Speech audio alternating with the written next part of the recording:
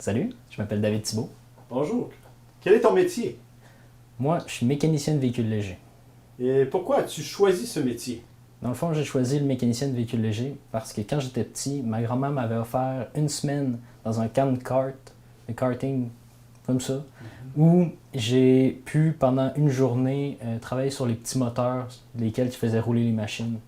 Puis c'est en commençant à travailler dedans, j'ai senti comme si c'était un puzzle ou un petit casse-tête d'environ 10 pouces de haut, où je démontais, je remontais, puis que chaque pièce avait sa place, son angle, puis sa façon d'être vissée, puis ça m'a vraiment piqué, puis j'ai vraiment aimé ça. Parfait. Donc, pour entrer dans ta formation, tu devais avoir réussi ton secondaire 4. Puis, qu'est-ce que tu as trouvé le plus difficile dans ta formation? Donc, au total de ma formation, ça a toujours été la ponctualité. Même au secondaire, arrivé au CDFM, j'arrivais tout le temps en retard, je me trouvais beaucoup d'excuses, puis même encore aujourd'hui, la ponctualité, ça me fait mal, puis je travaille de toujours essayer de prendre un 5 minutes d'avance, 10 minutes d'avance, puis toujours essayer de grossir ce chiffre-là, question d'avoir une bonne avance.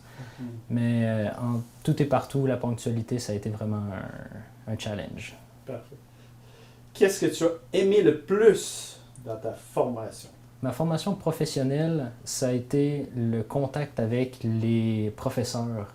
On se sentait pas comme, mettons, dans l'armée où on se faisait donner des ordres puis on devait exécuter la tâche directement.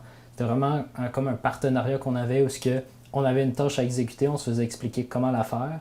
Mais au travers de ça, on avait des discussions de base puis on pouvait comme réparer la machine ou faire les diagnostics tout en discutant avec le professeur, en lui demandant des coups de pouce, des affaires comme ça, sans comme se faire donner des ordres puis que ça soit tout le temps numérique. Peux-tu donner un avantage ou un point positif à être sur le marché du travail? Point positif, ça développe son indépendance.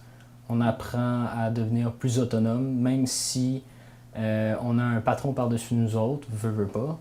Il y a un certain aspect d'autonomie où c'est pas se faire dire quoi faire, mais d'aider son patron à acquérir aussi ses objectifs, mais nos objectifs personnels en même temps. Et peux-tu donner un désavantage ou un point négatif à être sur le marché du travail? Le fait que les congés c'est quand même un défaut que je dirais, parce que plus ça va aller, plus ils vont en donner, mais actuellement, les congés, passer du temps plus en famille, etc., ça peut devenir compliqué, tout dépendant de l'employeur. Mais en règle générale, les bases au Québec, ça serait 3 semaines de vacances par année, ce que je trouve peu. OK. Comment fais-tu pour bien gérer ton temps? Faire tout ça comme il faut? Je prends les choses une à la fois. J'essaie de toujours séparer tout ce qui est personnel du professionnel. Puis, admettons, je m'arrange toujours pour que les veilles, j'ai les éléments que j'ai besoin le lendemain. Fait que, admettons, si j'ai besoin d'un lunch, je me le fais la veille. Même si je le prépare le matin pour être correct pour la job, mais je m'arrange toujours pour être un petit coup d'avance par rapport à la journée de demain. Et dernière question, quel conseil donnerais-tu à quelqu'un qui ne sait pas quel métier choisir? Meilleur conseil, moi ce que j'ai vécu, c'est d'aller voir un orienteur. Dans le fond, la personne va aider selon les préférences, tout dépendant des expériences de vie qu'on a vécues, plus les choses auxquelles on a un attrait, on peut être mieux orienté, même si on n'y pense pas directement, mais l'orienteur peut donner des pistes.